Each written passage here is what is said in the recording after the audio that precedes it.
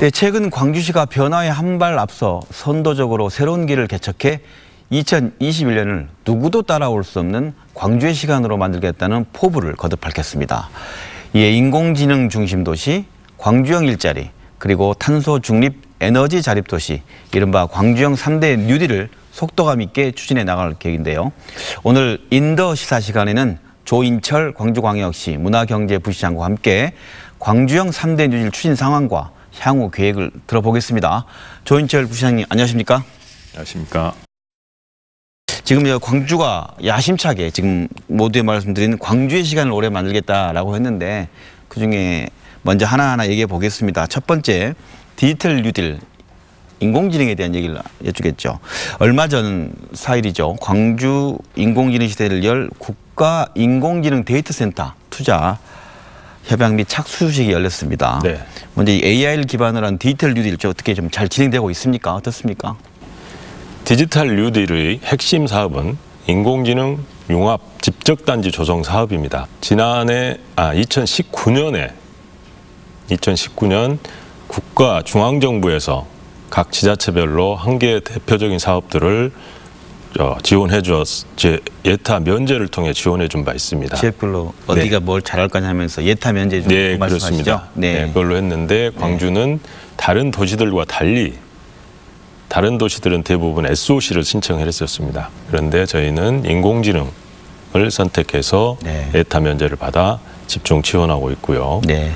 총 4,116억 원을 투자해가지고 3개 센터 등 인프라를 구축하게 됩니다. 그게 첫 번째로 국가 AI 데이터 센터, 두 번째 실증센터, 세 번째 창업지원센터를 구축하게 되면 인공지능 생태계가 광주에서 구축될 것으로 기대하고 있습니다. 네. 방금 말씀하신 것 중에 여러 용어들이 많이 나오다 보니까 시청자들 이해를 돕기 위해서 먼저 국가 AI 센터의 역할을 좀 간략하게 얘기해 주십시오.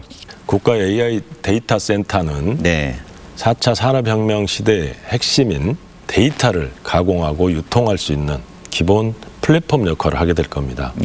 여기에 지금 우리 앞으로 광주시는 그거를 전부 공유하고 개방을 해서 모든 사계나 기업들이 활용함으로써 여기에서 새로운 산업을 창출해내고 새로운 생태계를 구축할 수 있도록 하는 핵심 시설이 되겠습니다. 이 국가 AI 센터가 데이터 센터가 어떻게 보면 광주에 생긴 이 규모와 내용이 뭐 다른 데와 비교할 수 없는 독보적인 겁니까? 어떻습니까? 네, 독보적입니다. 현재 지금 한국 과학기술정보진흥원의 과학기술정보진흥원이 보유하고는 수리 5호기가 22.5 펩타플롭스입니다. 근데 거기보다 3배 이상의 수준을 갖고 있는 88.5 펩타로서 세계 10위권의 성능을 갖추고 있습니다. 데이터 센터는 지금 2월 4일 날 국가에서 900억 원을 투자해서 설립 예정인 착공을 했고요. 거기에 위탁 운영하게 될 NHN에서 추가로 2,100억 원을 더 투자할 계획입니다. 이런 큰 정보를 담을 수 있는 그릇이 생겨낸다면 또 이걸 활용할 수 있는 인재도 필요할 텐데 광주시가 보면 또 지난 4일에 지스트에서 인공지능 대학원 현판식도 열었습니다. 그리고 뭐랄까요? 사관학교, 육군사관학교가 아닌 인공지능 사관학교도 열어서 이제 핵심 인재 육성한다는 건데 이걸 좀 간략히 설명해 주시죠. 첫 번째로 고급 인재 양성을 위해서는 현판식을 아까 말씀하신 지스트의 AI 대학원이 구축되고 개설이 되고요. 나아가서 지역 전남대나 조선대, 호남대에서도 대학 또는 학과들을 신설해서 운영할 계획에 있습니다. 특히나 실무형 인재 양성을 위해서 지난해 아시다시피 인공지능 사관학교를 개설을 했습니다. 광주에. 그 개설에 초창기 180명 모집에 1,000여 명이 지금 지원을 해서 5.8대 1의 경쟁률을 보인 대단한 관심을 가졌던 사업이고요. 현재 155명을 배출했고 금년 3월에 2기 모집을 할 계획입니다. 이러한 인재 양성 기본적인 것 외에도 그 데이터 라벨러 양성 교육이라든지 이런 것들을 지속적으로 추진해서 광주의 실질적인 일자리 증가로 이어질 수 있도록 할 계획입니다. 그다음 두 번째로 이제 말 그대로 광주가 역점 사업이 뭐 이른바 이제 참 말들을 이제 뉴딜 붙이다 보니 이제 거기에 붙이는 것 같습니다. 휴먼 뉴딜 말씀은 휴먼 뉴딜을 하면서 그게 이제 요체가 되는 사업은 광주형 일자리 이 사업이었죠. 노사정 어떤 상생 플랫폼을 만드는 거 아니겠습니까? 근데 현재 9월부터 올해 지금 완선차 생산에 들어간다고 얘기를 들었는데 지금 현재 얼마나 돼 있고 준공 상황 좀 설명해 주시죠. 다 아시다시피 2019년 12월에 노사민정의 각고의 노력 끝에 착공식이 이루어졌습니다. 그 뒤로 지금 거의 1년이 지났고요. 그 과정에서 지금 공정률 1월 현재 88% 정도 이루어져서 대부분의 건립공사는 마무리 단계에 있습니다. 그렇군요. 다만 지금 현재 공장 설비 부분들이 집중적으로 지금 건설 중에 있고요. 구축 중에 있습니다. 그래서 그 4월이면 아마 시험 생산이 들어갈 거고요. 9월 달 되면 10만 대 양산 시설이 완공이 돼서 양산될 것으로 기대하고 있습니다. 국내에서는 자동차 공장이 설립되지 않은 게 23년이 됐다고 합니다. 네, 맞습니다. 그리고 뭐 리쇼링이라는 표현을 쓰던데요. 해외에 있던 자동차 현지 공장들이 국내로 들어오는 형태에 대한 것들이 또 첫 이 시도가 이거 아니겠냐라고 하던데 앞으로 이 공장에서 어떤 차가 생산될지도 궁금하거든요. 어떤 상황입니까? 어떤 차를 생산할 것이냐라는 걸 말씀드리기 전에 이 공장의 특징을 좀 말씀드릴 필요가 있습니다. 이 공장은 첫 번째로 친환경화, 두 번째 디지털화, 세 번째 유연화라는 3대 컨셉으로 지금 건설 중에 있고요. 특히 주목해야 될 부분이 유연화입니다. 유연화는 모든 차종, 친환경 자동차에서 내연기관 자동차까지 다 신축적으로 생산이 가능하다는 의미입니다. 그래서 우선적으로는 수익성이라든지 대중성 이런 것들을 고려해서 우선적으로는 경영 SUV 경차를 내연기관 경차를 생산할 계획입니다. 그러나 앞으로 친환경 전기 자동차 이런 것들이 활성화되면 거기에 맞춰서 신축적으로 생산 가능하도록 할 겁니다. 말씀하신 것처럼 내연기관 우리가 그렇게 생각했는데 그냥 유연화라는 개념 앞으로 친환경차까지도 갈 수 있는 상황이다 말씀이시네요. 그 참 궁금했는데 그러면서 요즘 우리 뉴스를 장식하는 건 아무래도 시민들이 눈에 들어오는 건 공개 채용하고 일자리가 생겨나는 부분에 대한 게 가장 관심이 높아요. 아무래도 지금 청년들이 떠나가는 광주 얘기를 많이 하지 않습니까? 근데 돌아오는 광주를 만들겠다고 한 만큼 앞으로 일자리 창출 목표와 계획도 갖고 있을 것 같은데 뭐랄까 지역민 채용 계획 뭐 인센티브까지 포함해서 어떤 계획이 있습니까?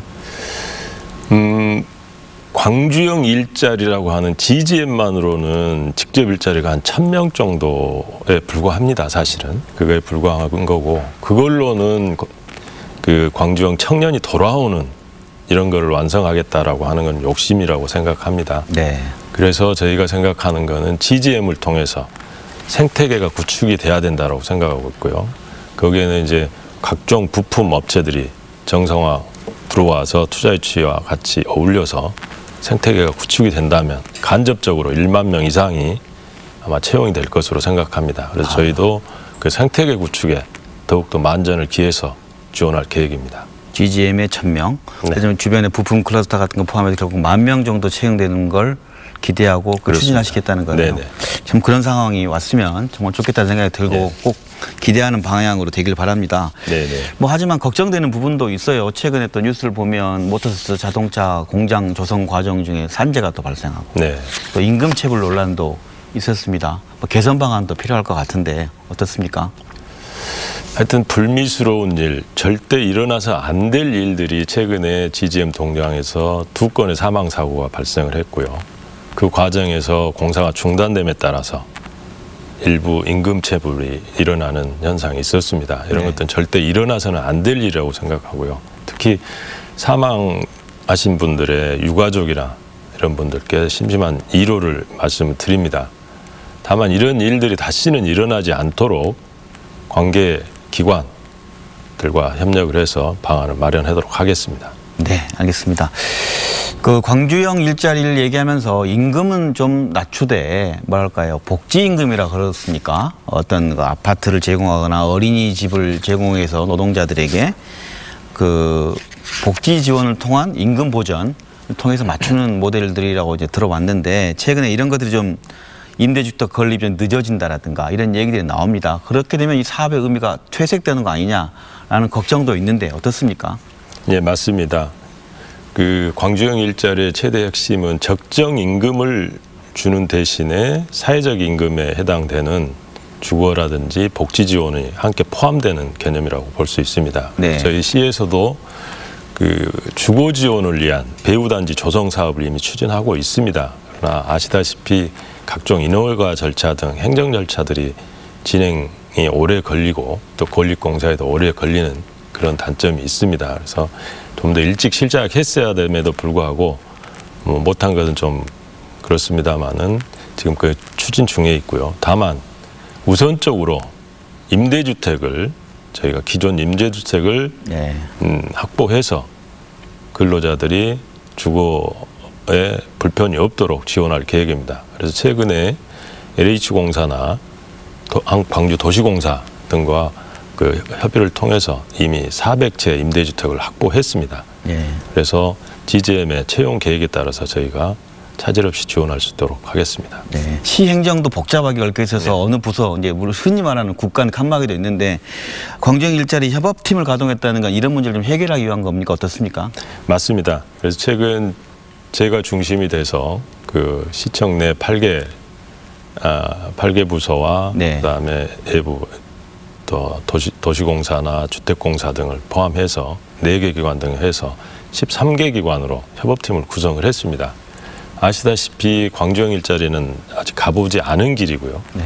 그러다 보니까 이미 제기됐던 주거 문제라든지 이런 각종 이슈 외에도 또 다른 이슈들이 제기될 수 있기 때문에 이런 것들을 컨트롤하면서 총합적으로 컨트롤하기 위해서 지금 협업팀을 가동하고 있습니다. 네.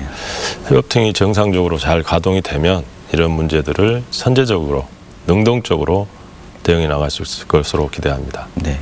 그 현재 2045년, 정부는 2050년이라고 했는데 광주시는 5년 더 앞당겨서 2045년에 탄소 중립도시를 만들겠다라고 했는데 예. 간단히 설명 부탁드립니다. 말씀하신 대로 지금 광주는 2045년까지 에너지 자립도시를 실현하기 위한 목표로 지금 추진하고 있습니다. 그린 뉴딜을 추진하고 있는데요. 네. 중앙정부라든지 세계적인 추세에 비해서도 한 5년 정도 앞당겨진 상태입니다. 네. 그래서 이 장기적인 플랜이기 때문에 저희는 한 3단계로 나눠서 네. 지금 추진할 계획인데요. 네. 2030년까지 기업들이 사용하는 전체 전력 전체를 신재생 에너지로 전환하는 2030 기업 알리백을 추진하고요. 네. 2035년까지는 네. 그 시에서 사용하는 모든 전력을 에너지 재생에너지로 전환시키고 네. 3단계로 2045년까지는 외부에서 에너지를 수입하지 않고 광주 내에서 전부 생산해서 사용할 수 있는 에너지 자립도시로 완전히 전환한다는 목표로 추진하고 있습니다. 네. 그런 저희가 광주시가 야심찬 계획을 세웠는데 방금 말씀하신 1단계가 2030년 알리백이라고 얘기하대요. 알리기 신재생에너지라는 뜻이 알리를 써서 그렇습니다. 예. 신재생에너지 100% 도시 만드는데 그중에 2030년에는 기업, 방금 말씀하신 그래도 기업들이 같이 하자가 추진협의체 발주한 것도 봤는데 네. 어떻게 구성되어 있습니까? 그 알리백 실현을 위해서는 실제 참여자들의 적극적인 호응과 협조가 반드시 필요한 사항입니다. 특히 기업 입장에서 그 참여하기 위한 뭔가가 제공되지 않으면 쉽지 않을 텐데. 그렇습니다. 예, 네. 그래서 저희가 지금 우선적으로 추진 협의체를 만들었는데 거기에는 그 에너지 유관기관, 한국에너지관리공단이라든지 한국가스안전공사, 해양에너지 이런 기업들이 지금 들어와 있고요. 네. 특히 현재 광주에 있는 공장들, 메일유업 광주공장, 그다음에 오비맥주 광주공장, 광주 글로벌 모터스 이런 기업들이 참여하고 있습니다. 기업들의 적극적인 참여를 위해서는 첫 번째 자기가 직접 생산을 하거나 아니면 남들이 만들어 놓은 재생에너지를 수입해서 쓰거나 이런 방식이 일단 에너지 사용 계획을 바꾸는 방법이 있고요. 첫 번째로. 네. 그래서 저희에도 공장 지붕이나 이런 데 태양열 발전 시설을 설치하는 지원을 적극적으로 해나가고 그다음에 간접적으로 구매해서 쓰는 것들도 적극적으로 유도해 나갈 계획입니다. 네. 특히 아까 말씀드렸듯이 협의체를 중심으로 해가지고 현장의 애로사항을 적극적으로 파악을 하고 그 애로사항을 해소함과 동시에 현장의 아이디어와 역량을 결집해서 저희 정책에 반영할 계획입니다. 네. 특히나 제도적인 측면에서도 에너지 영향평가 제도를 도입해서 일정 규모 이상의 건물을 건설할 때는 에너지 영향평가를 받도록 제도화한 바 있습니다. 네. 광주현 그린딜의 핵심이 결국 마지막에 그런 탄소 중립 도시를 2045년에 완성하는 건데 그 핵심이 결국 시민 참여일 것 같습니다. 네, 예, 예. 시민들이 이게 꼭 필요하다, 내가 해야 된다라는 것들을 어떤 운동처럼 활동처럼 만들어내야 할 것 같은데 어떤 계획을 갖고 있습니까?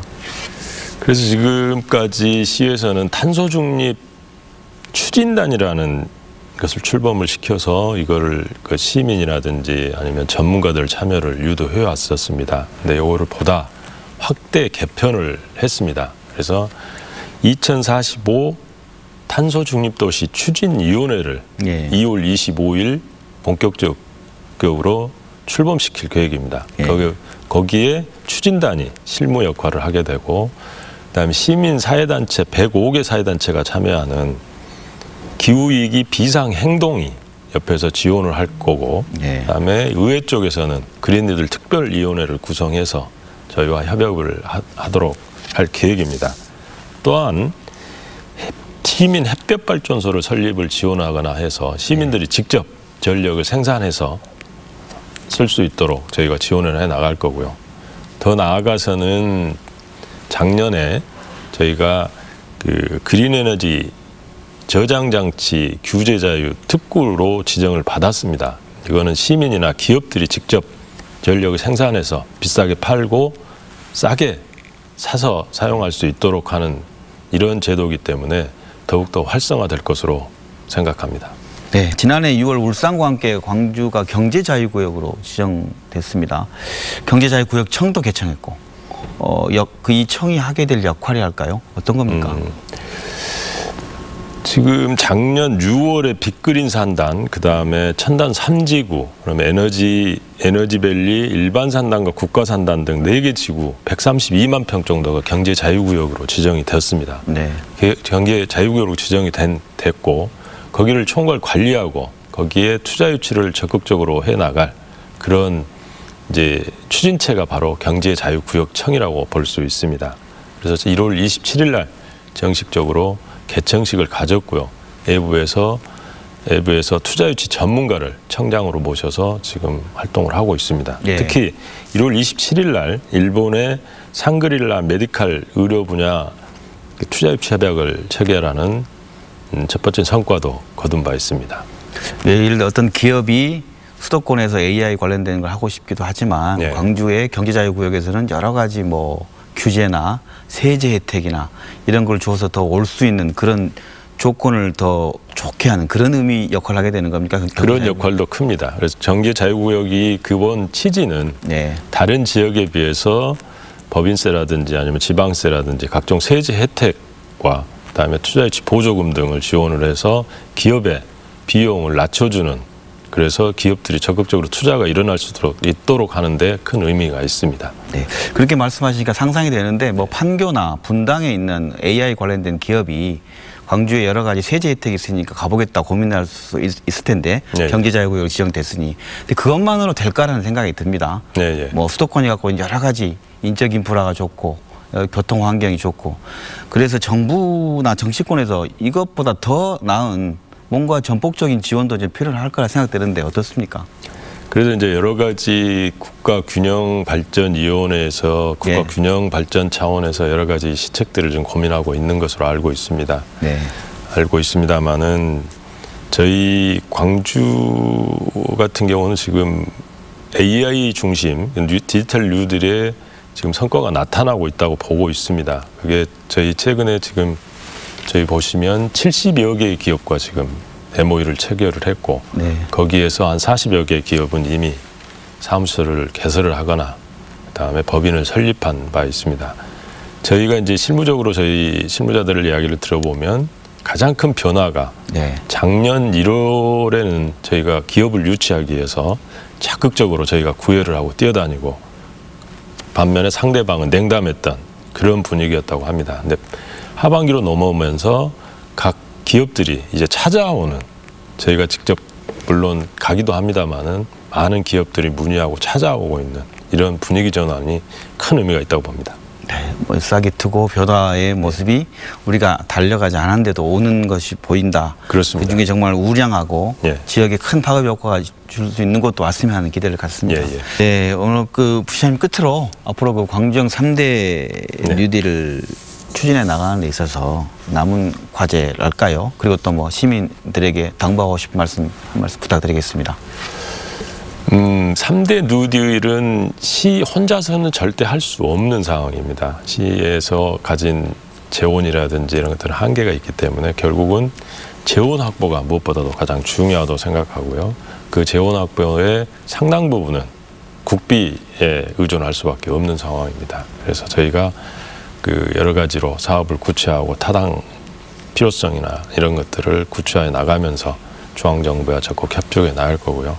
더 나아가서는 시민들의 자발적인 협조가 없이는 3대 뉴딜은 완성이 될 수 없다고 봅니다. 그래서 저희도 시민들의 협조를 적극적으로 유도해 나가겠습니다만은 시민들도 보다 적극적이고 능동적으로 협조를 해주시기를 당부드립니다. 네, 고맙습니다. 지금까지 조인철 광주광역시 문화경제부시장과 함께 광주형 3대 뉴딜 추진 상황과 향후 계획에 대해서 이야기 나눠봤습니다. 나와주셔서 고맙습니다. 네, 고맙습니다.